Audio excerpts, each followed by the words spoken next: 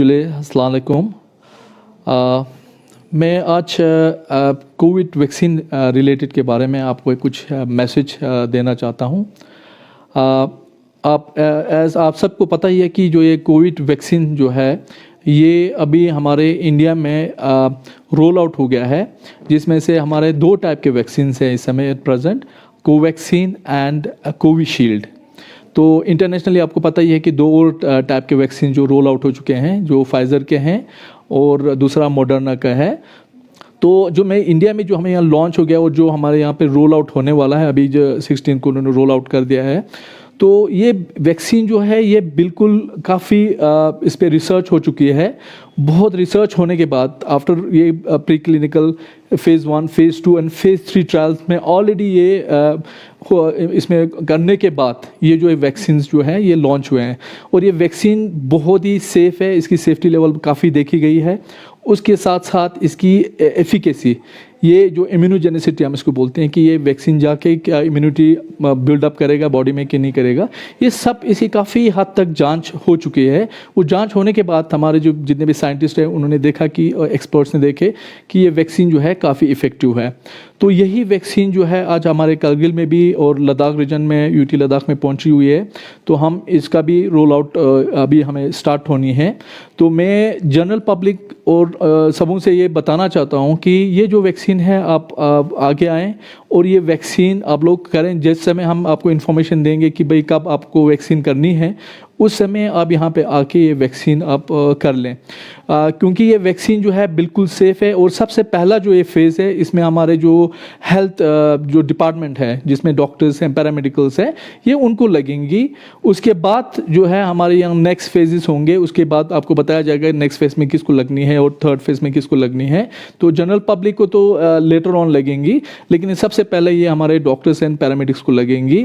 तो इसमें कोई डरने वाली कोई बात नहीं है। इसके साइड इफ़ेक्ट्स बहुत ही कम है, रेयर है, जिसमें से मैं आपको यहाँ बताना चाहूँ कि जैसे आपके यहाँ पे बच्चों में वैक्सीन किए जाते हैं जिसमें डीपीटी होते हैं या एमएमआर करते हैं, या इन्फ्लुएंजा वैक्सीन जो हम एडल्ट्स में करते हैं, आपने देखा है कि किसी को कुछ ज़्यादा साइड इफ़ेक्ट नहीं होते हैं। जैसे बच्चों में कभी कभी आप वैक्सीन करते हैं तो देखते हैं कि लोकल साइड में एक छोटी सी स्वेलिंग हो जाती है ना, तो ये बहुत ही मामूली है। ये 1 या 2 दिन में ये जो साइड इफेक्ट्स है वो निकल जाएंगे। तो ये साइड इफेक्ट्स ज़्यादा रहने वाली नहीं है। तो इसलिए जैसे बच्चों में वो छोटे मोटे साइड इफेक्ट्स होंगे वो इसमें भी हो सकते हैं। वैक्सीन में ज़रूरी नहीं है सबको होंगे, किसी किसी को ऐसे वैक्सीन रिलेटेड हल्की सी साइड इफेक्ट्स हो सकती है।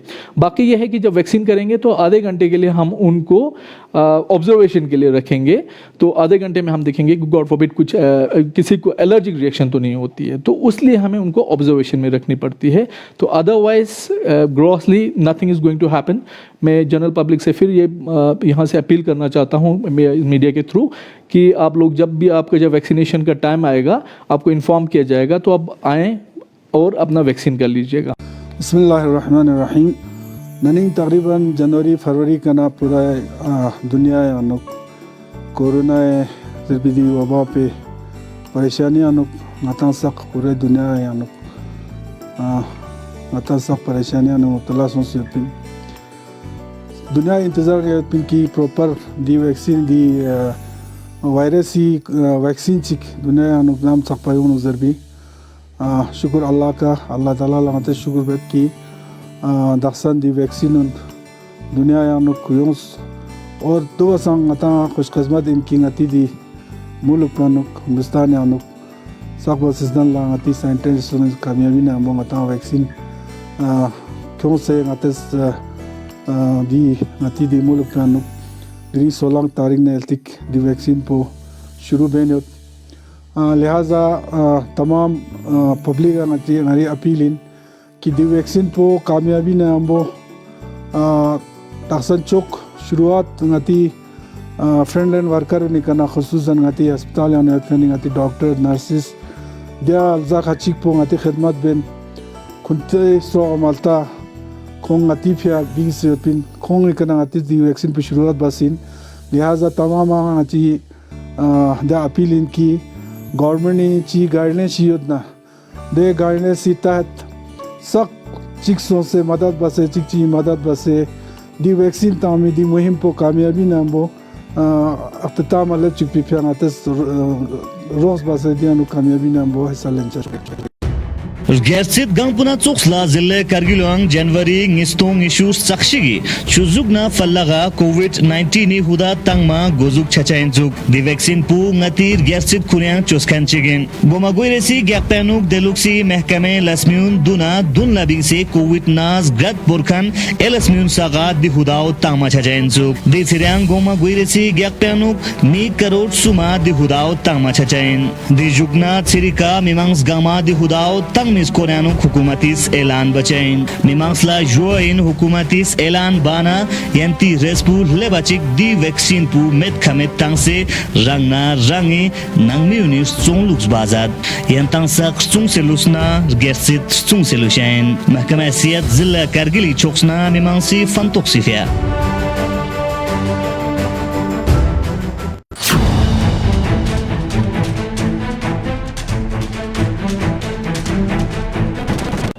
नमस्कार, स्वागत है आपका। मैं हूं आपके साथ करिश्मा राय तंवर और आप देख रहे हैं स्पेशल रिपोर्ट।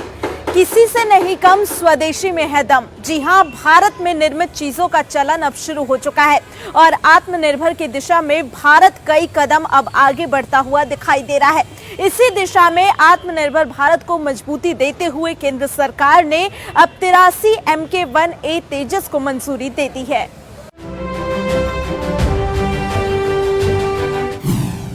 आत्मनिर्भर भारत को मिली मजबूती। स्वदेशी वायु योद्धा इंडियन एयरफोर्स में होगा शामिल। आसमान में दिखेगा देश में निर्मित तेजस का तेज।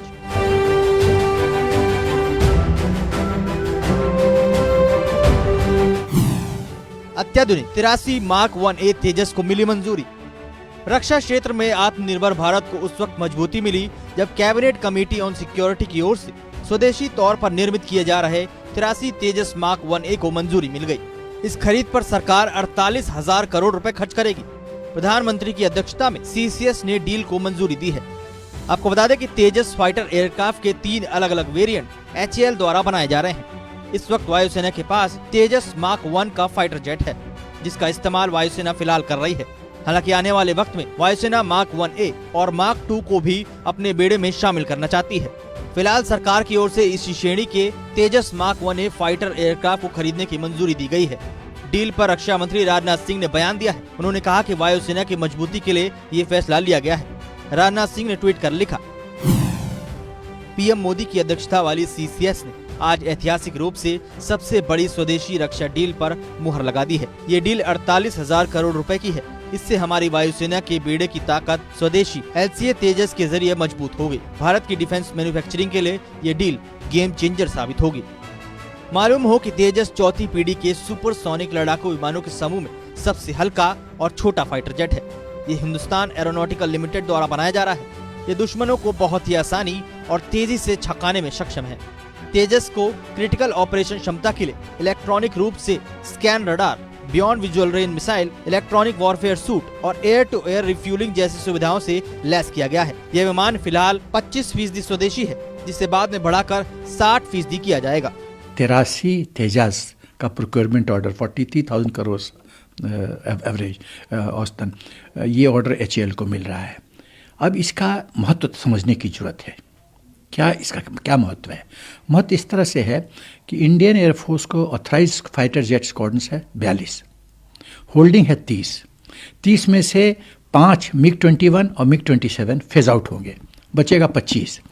तो क्या बताइए, जहां 42 स्क्वाड्रन्स ऑथराइज है और 25 होल्डिंग है, क्या ये सही स्थिति है? एकदम नहीं। ये तो भयंकर स्थिति है, चिंता का विषय है। तो सरकार ने कहा कि इंडिजिनस जो हमारा प्रोडक्शन कैपेसिटी तेजस है उससे पार्शियल डेफिशिएंसी कवर करेंगे, उसको पूरी करेंगे। दूसरी बात, तो ये तो हो गया क्वांटिटी फैक्टर। क्वालिटी में भी तेजस का जो अभी मॉडिफिकेशन आया है वो बहुत ही अच्छा है और बियॉन्ड विजुअल रेंज वगैरह भी जो कैपेबिलिटी दी जा रही है ये बहुत ही अच्छा है, बहुत ही सराहनीय है। बता दें कि तेजस हवा से हवा में और हवा से जमीन पर मिसाइल दाग सकता है। इसमें एंटी शिप मिसाइल, बम और रॉकेट भी लगाए जा सकते हैं। तेजस 42% कार्बन फाइबर, 43% एल्यूमिनियम अलॉय और टाइटेनियम से बनाया गया है। तेजस स्वदेशी चौथी पीढ़ी का टेललेस कंपाउंड डेल्टा विंग विमान है। ये चौथी पीढ़ी के सुपरसोनिक लड़ाकू विमानों के समूह में सबसे हल्का और सबसे छोटा है। तेजस को भारतीय वायुसेना द्वारा पश्चिमी सीमा पर पाकिस्तान सीमा के करीब तैनात किया गया है। आपको बता दें कि तेजस का पहला squadron initial operations clearance version का है, जबकि दूसरा 18 स्क्वाड्रन फ्लाइंग बुलेट्स अंतिम ऑपरेशनल क्लियरेंस वर्जन का है। मोदी सरकार आत्मनिर्भर भारत अभियान के तहत लगातार रक्षा क्षेत्र में उन्नत अत्याधुनिक तकनीकों और प्रणालियों का स्वदेशीकरण करने पर जोर देते हुए आगे बढ़ रही है। इस करार से आत्मनिर्भर भारत अभियान को बहुत बड़ी ताकत मिलेगी। पिछले साल ही स्वतंत्रता दिवस के भाषण के दौरान प्रधानमंत्री नरेंद्र मोदी ने स्वदेशी तेजस लड़ाकू विमान की प्रशंसा की थी। यकीनन इन विमानों के भारतीय वायुसेना में शामिल होने से उनकी ताकत कई गुना बढ़ेगी। रक्षा सामानों को भारतीय कंपनियां बनाएं, देश में ही उसका ट्रायल और इस्तेमाल हो, इसका प्रयास पिछले काफी वक्त से चल रहा था। वहीं अब जिस तरीके से स्वदेशीकरण में तेजी देखने को मिल रही है, कुछ साल पहले ऐसी सिचुएशन नहीं थी।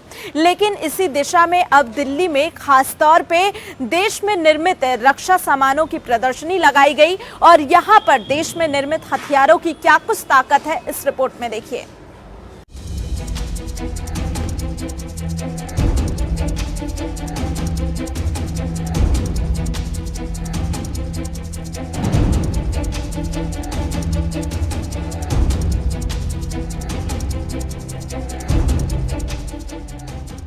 भारतीय सेना देश की आन बान शान है। भारत के वीर सपूत सीमा पर देश की सुरक्षा में दिन रात डटे रहते हैं और इन्हीं जवानों को और ताकतवर बनाते हैं उनके हथियार। अब आत्मनिर्भर भारत के तहत डीआरडीओ कई तरह के ऐसे हथियार बना रहा है जो न सिर्फ वर्ल्ड क्लास टेक्नोलॉजी के हैं बल्कि पूरी तरह से स्वदेशी भी हैं। भारतीय सेना ने डीआरडीओ के साथ मिलकर बनाए गए दर्जनों ऐसे हथियारों की प्रदर्शनी लगाई जो स्वदेशी है और जिन्हें आत्मनिर्भर भारत के तहत बनाया गया है। इनोवेशन इवेंट में सेना ने ऐसे ही कई हथियारों को दुनिया के सामने पेश किया। हम आपको सेना के इसी इनोवेशन इवेंट से सामने आए घातक हथियारों के बारे में बताते हैं। ये देखिए, यह है देश की पहली स्वदेशी machine pistol Asmi. Indian Army और Defence Research and Development Organisation ने देश की पहली स्वदेशी मशीन पिस्टल एस्मी तैयार की है। इस पिस्टल को डिफेंस फोर्सेस की 9 mm पिस्टल की जगह इस्तेमाल में लाया जा सकता है। ये पिस्टल दिखने में छोटी लग सकती है लेकिन है सबसे ज्यादा घातक। एस्मी 100 मीटर की दूरी तक अपने टारगेट को निशाना बना सकती है और ये इजराइल की उजी सीरीज की वेपन के तर्ज पर ही तैयार की गई है। इंडिया में बनी हुई पहली मशीन पिस्टल है, इसका नाम अस्मी है। ये in service 9 mm ammunition fire करती है। हथियार का कुल वजन, इस वर्जन का वजन 1.8 kg है। इस हथियार की बट फोल्ड होकर ये काफ़ी कॉम्पैक्ट हो जाता है। हथियार में ऊपर की तरफ पूरी लेंथ की पिकेटिंग रेल है जिसकी वजह से दुनिया में मौजूद सारी स्कोप्स एसेसरीज को इस हथियार पर लगाया जा सकता है।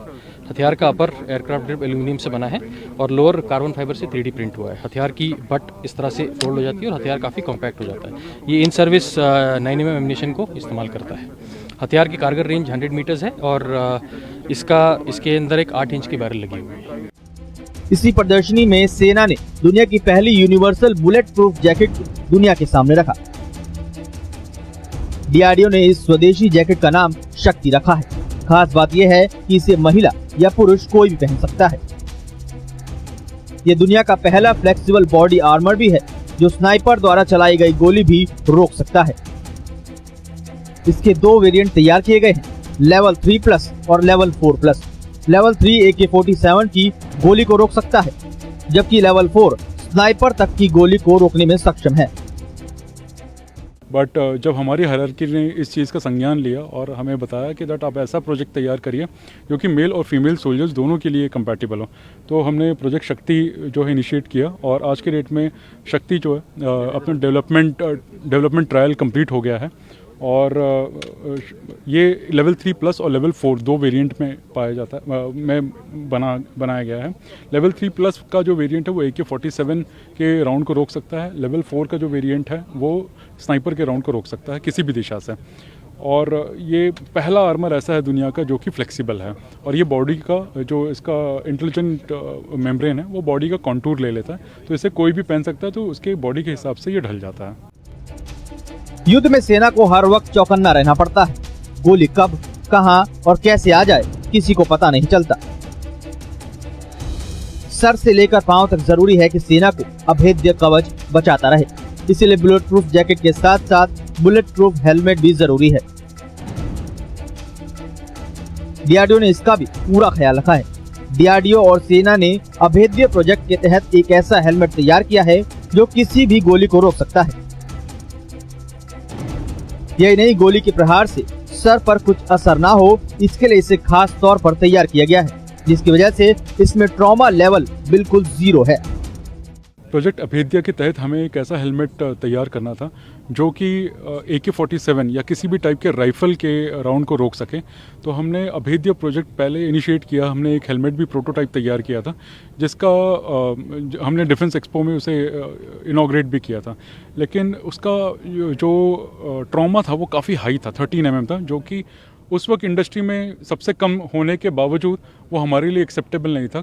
Any trauma which is more than 8 mm, 8 mm के ऊपर अगर कोई भी ट्रॉमा लेवल है तो हमारा सोल्जर उससे भी मर सकता है अगर बुलेट अंदर पेनिट्रेट नहीं करती है इसके बावजूद।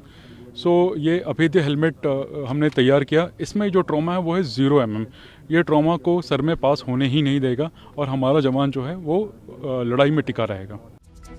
इनोवेशन इवेंट में कई तरह के ड्रोन्स और रिमोट व्हीकल भी दिखाए गए जो आतंक विरोधी ऑपरेशन में सुरक्षा बलों की बड़ी मदद कर सकते हैं। इसके साथ ही एक माइक्रोकॉप्टर भी बनाया गया है जो बेहद कारगर साबित हुआ। जम्मू कश्मीर में पैरा स्पेशल फोर्स बटालियन ने इस माइक्रोकॉप्टर का ट्रायल भी किया है। ट्रायल में ये माइक्रो ड्रोन पूरी तरह सफल साबित हुआ। न्यूज एजेंसी के मुताबिक इसे बेहतर करने के लिए काम किया जा रहा है। This microcopter has been developed for the troops on ground who are operating in built-up areas and for neutralizing the terrorists who reside inside a building. The major features that this microcopter has, it has got an onboard camera which provides a live feed on the console. It has a range of 100 meters and it can operate, the person can operate from outside the building. DRDO ने हमेशा ही सेना की सहूलियत और उन्हें ज्यादा ताकतवर बनाने के लिए कई तरह के हथियार विकसित किए हैं। हालांकि अब से पहले इतने बड़े पैमाने पर स्वदेशी हथियार नहीं बनाए गए थे। अब तक सेना में ज्यादातर हथियारों को इंपोर्ट करने का ही चलन था। लेकिन आत्मनिर्भर भारत के तहत सरकार की ओर से ऐसी प्राइवेट इंडस्ट्रीज को पुश मिला है, जिसके साथ मिलकर डीआरडीओ और सेना कटिंग एज टेक्नोलॉजी के हथियार बना रहे हैं। भारत अब ना सिर्फ अपनी जरूरतों को पूरा कर रहा है बल्कि उसकी कोशिश है कि वो अपने हथियारों को दूसरे देशों में भी बेचे, और यही वजह है कि अब भारत कुल मिलाकर करीब 42 देशों में अपने हथियार बेचता है। तो वहीं दुनिया में सबसे ज्यादा हथियार इंपोर्ट करने वाला देश भारत अब कैसे एक्सपोर्टर बन गया है, इस रिपोर्ट में देखिए।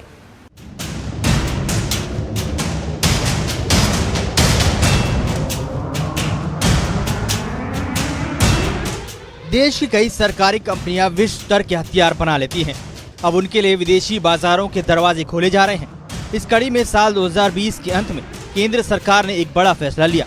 आत्मनिर्भर भारत के तहत सरकार ने स्वदेशी मिसाइल आकाश के निर्यात पर मुहर लगाई है। आकाश मिसाइल भारत की पहचान है जो 96% तक स्वदेशी है। आकाश सतह से हवा में मार करने वाली एक मिसाइल है जिसकी मारक क्षमता 25 किलोमीटर तक है। इस मिसाइल को 2014 में भारतीय वायुसेना ने बनाया और 2015 में इसे भारतीय सेना में शामिल किया गया। 30 दिसंबर 2020 को कैबिनेट की बैठक में आकाश मिसाइल के निर्यात को मंजूरी दी गई। दरअसल अंतर्राष्ट्रीय प्रदर्शनियों, रक्षा प्रदर्शनी, एरो इंडिया के दौरान कई देशों ने आकाश मिसाइल में अपनी रुचि दिखाई। अब सरकार की मुहर के बाद अलग अलग देशों द्वारा जारी RFI, RFP में भाग लेने के लिए भारतीय निर्माताओं को सुविधा मिलेगी। कुछ देशों ने आकाश के अलावा तटीय निगरानी प्रणाली, रडार और एयर प्लेटफॉर्म में भी रुचि दिखाई है। आपको बता दें कि सिप्री यानी Stockholm International Peace Research Institute की रिपोर्ट के मुताबिक भारत विश्व का दूसरा सबसे बड़ा हथियार का आयातक है, लेकिन हम हथियार निर्यात के मामले में फिलहाल बहुत पीछे हैं। हालांकि भारत की निर्यात रफ्तार अब बढ़ रही है। केंद्र सरकार ने 2024 तक 35,000 करोड़ रुपए का सालाना रक्षा निर्यात का लक्ष्य रखा है। सरकारी आंकड़ों के मुताबिक साल 2016-17 में भारत का रक्षा निर्यात 1,521 करोड़ था, जो साल 2018-19 में बढ़कर 10,715 करोड़ रुपए हो गया, यानी करीब 700% का उछाल देखा गया।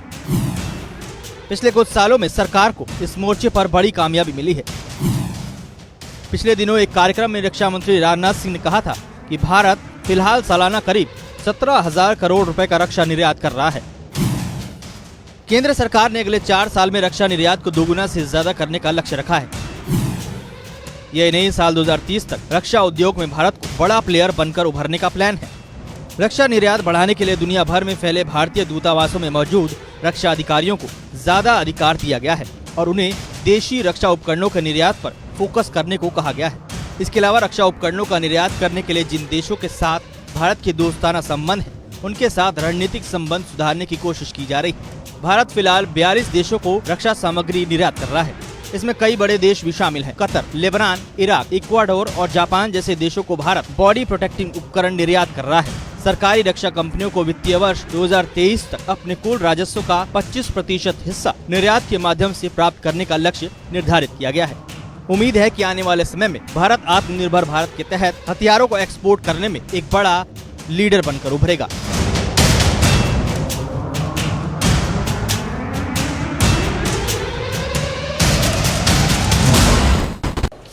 तो इसी के साथ आज के लिए स्पेशल रिपोर्ट में इतना ही, लेकिन देश दुनिया की तमाम खबरों के लिए आप बने रहिए हमारे साथ।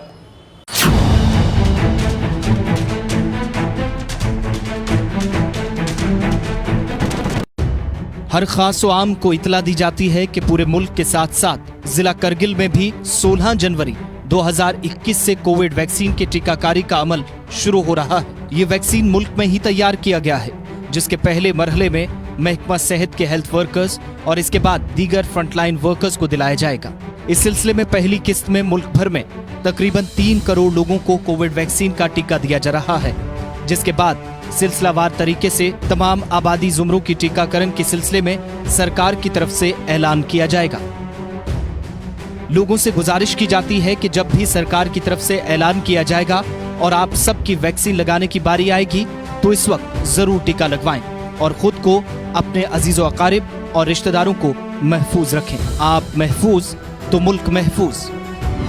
महकमा सेहत आमा जिला करगिल की तरफ से मफाद आमा में जारी। Admissions open. Feel proud to be associated with a brand. Doon International School, a paragon of excellence. We transform kids into exemplary human beings.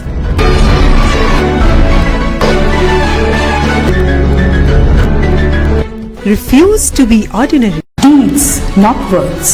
Whatever we say, we actually